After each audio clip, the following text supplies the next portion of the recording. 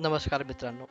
आज मी तुम्हाला घेऊन आलो आहे मध्य प्रदेशातील एका अतिशय प्राचीन आणि शक्तिशाली स्थानावर. ते म्हणजे धार येथील ऐतिहासिक कालिका माता मंदिर.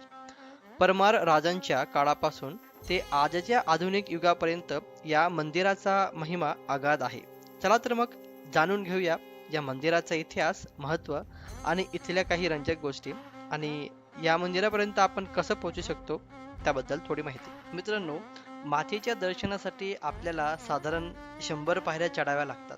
पण आजूबाजूची हिरवळ आणि प्रसन्न वातावरणामुळे या पायऱ्या चढताना अजिबात थकवा जाणवत नाही. पायऱ्या चढून वर गेल्यावर आपल्याला संपूर्ण धार शहराचे अतिशय सुंदर असे दृश्य दिसते. हे येथे आपल्याला अ, हा प्रवेशद्वार इथे दिसतोय मातेच्या मंदिरात जाण्याचा. धारचे हे कालिका मंदिर माळवा प्रांतातील सर्वात प्राचीन मंदिरापैकी एक मानले जाते. 10व्या ते 13व्या शतकात जेव्हा धार ही परमार राजांची, विशेषतः राजा भोज यांची राजधानी होती, तेव्हा हे मंदिर त्यांच्या श्रद्धेचे मुख्य केंद्र होते. असं म्हटलं जातं की मुघल आक्रमणादरम्यान या मंदिराचे नुकसान करण्याचा प्रयत्न झाला होता, पण मातेच्या प्रखर शक्तीमुळे ते पूर्णपणे नष्ट होऊ शकले नाही. पुढे मराठा साम्राज्यात, विशेषतः पवार घराण्याने या मंदिराचा जीर्णोद्धार केला आणि आज आपण जे भव्य स्वरूप पाहतोय त्यात त्यांचा मोठा वाटा आहे. हे जे आपण आता पाहत आहोत हे मंदिराच्या गृहाचे बाहेरील दर्शन आहे. नवरात्रीमध्ये या मंदिराची शोभा काही औरच असते. 9 दिवस इथे भक्तांची अलोट गर्दी असते आणि या मंदिरात वर्षानुवर्षे अखंड ज्योत तेवत आहे.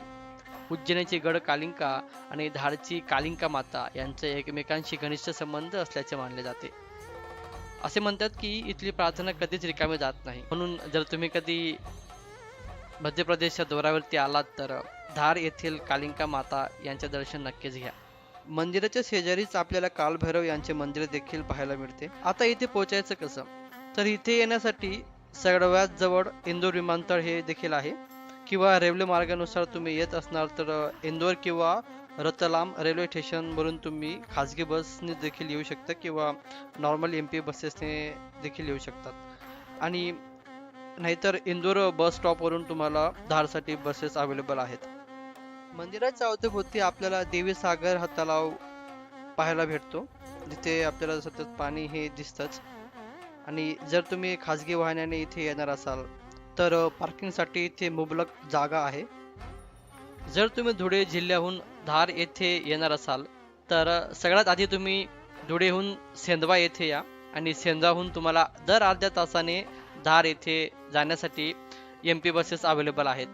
तर मित्रांनो, ही होती धारच्या कालिका माता मंदिराची थोडक्यात माहिती. व्हिडिओ आवडला असेल तर लाईक करा, शेअर करा आणि आमच्या चॅनलला सबस्क्राईब करा. बोला कालिका माता की जय.